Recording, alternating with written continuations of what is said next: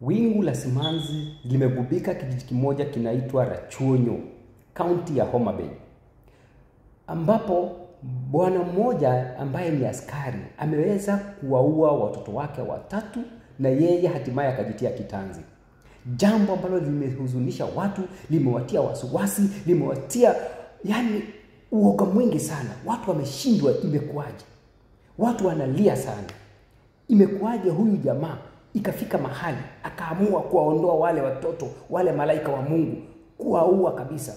Na by the way, inashukiwa kwamba ameweza kuchukua mkate na soda akachanganya na dawa poison, akawapatia sumu kali sana, ambaye wale watoto wamekunywa wakakufa wote watatu. Yeye wakati ameona kimefanyika vile, yeye akachukua kamba na akajimaliza. Pale kwake wameenda wakapata maiti 4 za watoto wale wa malaika wa Mungu watatu na yeye. Alafu kujaribu kuangalia pale kwake kukapatikana kuna nyaraka, copy ya barua ambaye yeye mwenyewe alikuwa ameiandika. Na to make the matter worse, ile barua sio kuandika tu ameandika, alikuwa ametype barua 2 kubwa. Ameandika pale kuelezea ni nini ambacho kimefanya afanye kile kitendo. Na you can imagine kile anasema ni mambo mawili tu kwa ile barua, vitu viwili. Ingawa ameweza kuelezea kusema kwamba mali yake itagawa hivi, amesema kwamba yeye kuzikwa atasiwekwe kwa jeneza, wafungwe watazikwa kwenye kaburi moja na watoto wake, alafu wafungwe na blanketi, alafu mali yake igawe, sijui ipatiwe huyu, ipatiwe yule mwingine. Ameelezea mambo mengi sana ya kugawa mali ambayo alikuwa nayo. Na pia kuwaomba wale walikuwa wanafanya kazi nao sorry ama apology, kuambia hapana nimewakosea, niueni radhi sababu siko natarajia nitakifanya hiki, najua nilikuwa nimekopa pesa, mmekuwa magaranta wangu. Mambo kama yale ameweza kuelezea. Lakini swali ni je, ni nini kimemsukumia ikafika kwamba akaweza kujitia kitanzi na kuweza kuua wale malaika watatu? Mambo ni mawili ambapo yana huzuni sana. Jambo la kwanza ameweza kuhighlight ni shida katika boma yake ama katika familia yake. Anajaribu kuelezea kwamba yeye na mke wake walikuwa na shida kubwa, na alikuwa na mshuku yule mke wake alikuwa anaweza kumcheat, alikuwa anatoka nje ya ndoa.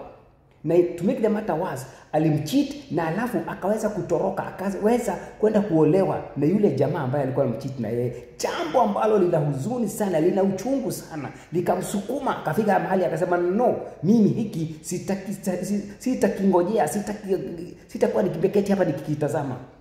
Sitastahimili. I cannot withstand this. No way. Jambo la pili ameweza kuhighlight kusema ya kwamba kulikuwa na frustrations, ni kama kulikuwa na frustration pale kazini.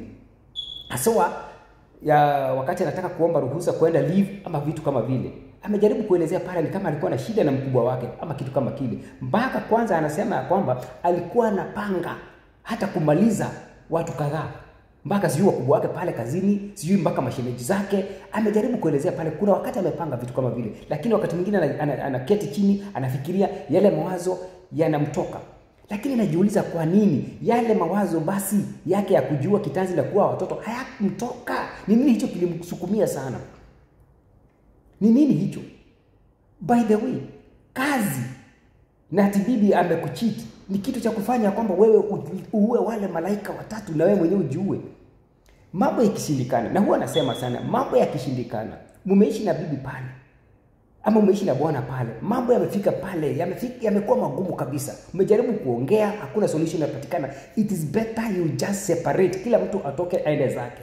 You never know. Kila mtu ataenda anzisha maisha upya na upate ya kwamba maisha yamekuwa mazuri hata zaidi.